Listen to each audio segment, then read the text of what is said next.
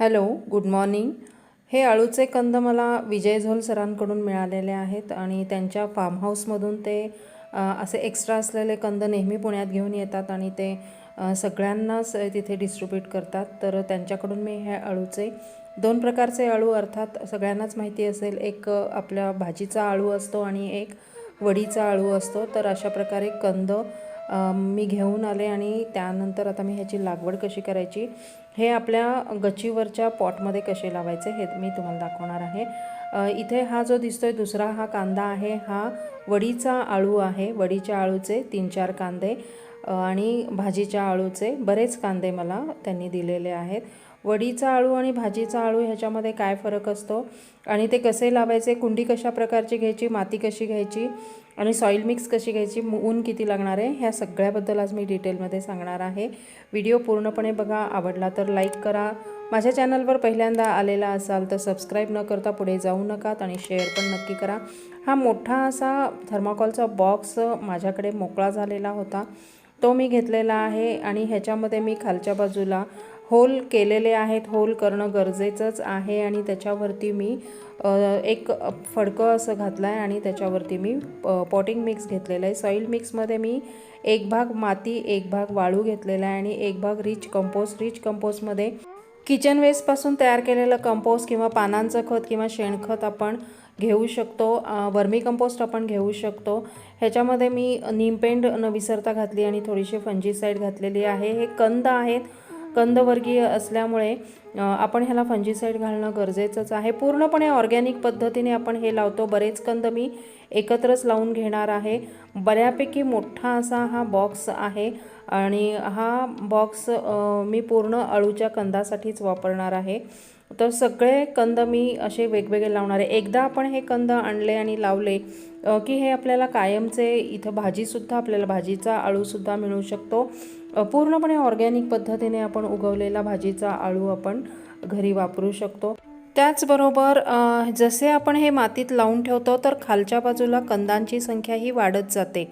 6 ते 8 महिन्यामध्ये हे खूप वाढतं. त्यावेळेस आपल्याला ह्याची पुन्हा रिपोर्टिंग करावी लागते.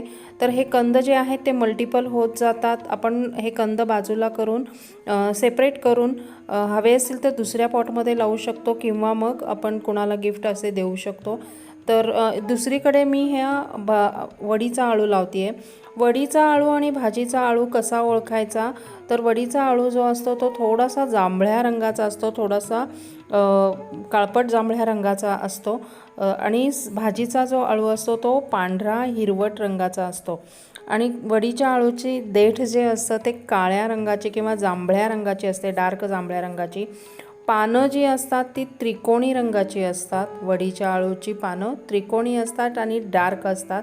इथं मी पानं सगळी कट करून घेते. आत्ता सध्या मला ही पानं लागणार नाही आहेत, तर मी ती सगळी कापून टाकणार आहे. आणि वडीचा अळू हा खाजत नाही. भाजीचा अळू हा थोडासा खाजरा असू शकतो. अळू हा तसा खाजराच असतो. अळूची भाजी आपण तयार करत असताना त्याच्यामध्ये खाजरेपणा जाण्यासाठी भाजी तयार करताना आपण आंबट चुका वापरू शकतो किंवा चिंच किंवा आपण आमसूल वापरू शकतो. त्यामुळे खाजरेपणा त्याचा जातो. आणि वडी तयार करत असताना सुद्धा आपण चिंचेचा कोळ वापरून ती वडी तयार करत असतो.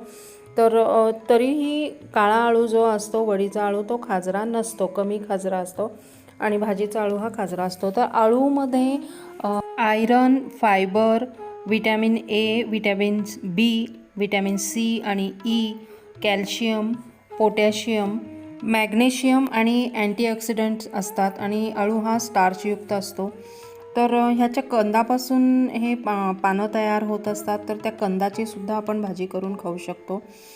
कोलेस्ट्रॉल आणि रक्तदाब हे कंट्रोल करण्यासाठी अळूची भाजी खाणं खूप चांगलं आहे.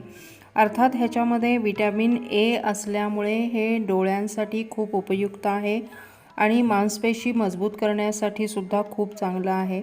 पोटाचे विकार कमी करतं, पचन प्रक्रिया जी आहे ती सुधारतं. फायबर असल्यामुळे हे वजन आटोक्यात ठेवतं, वजन कमी करण्यासाठी सुद्धा ह्याचा उपयोग होतो. आणि तसंच रक्ताचं प्रमाण किंवा HB जर कमी झालं आणि कमी होऊन ॲनिमिया जर झालेला असेल तर आयरन असल्यामुळे HB हे वाढण्यासाठी ह्याचा चांगला उपयोग होतो.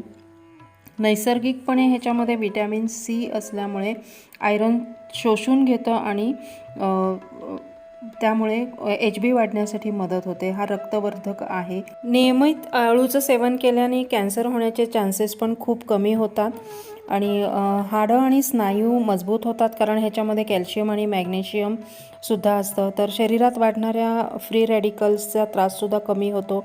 विटॅमिन C असल्यामुळे रोगप्रतिकार शक्तीसुद्धा चांगली वाढते. मधुमेह ज्यांना आहे किंवा ज्यांना शुगरचा त्रास आहे त्यांनी अळू जरूर खावा आणि आपल्या आहारामध्ये आळू हा आठवड्यातून एकदा तरी वापरावा असं म्हणतात. तर आळू लावण्यासाठी आपण अशा प्रकारची पसरट असलेली ही जी कुंडी घेतलेली आहे, कुठल्याही प्रकारच्या कुंडीमध्ये आपण आळू लावू शकतो. सॉईल ही वेल ड्रेनच असायला पाहिजे. ह्याला पाणी भरपूर लागतं. 2 ते 3 तासाचं ऊन असलं तरी चालतं, ऊन कमी असलं तरी चालतं किंवा पूर्णपणे उन्हात ठेवलं तरी चालतं. पाणथळ जागीसुद्धा ही चांगली वाढते. ह्याला भरपूर खत द्यायला पाहिजे. नायट्रोजनयुक्त खत आपण ह्याला द्यायचं आहे. तर खतामध्ये आपण शेणखत देऊ शकतो किंवा वर्मी कंपोस्ट चांगलं देऊ शकतो.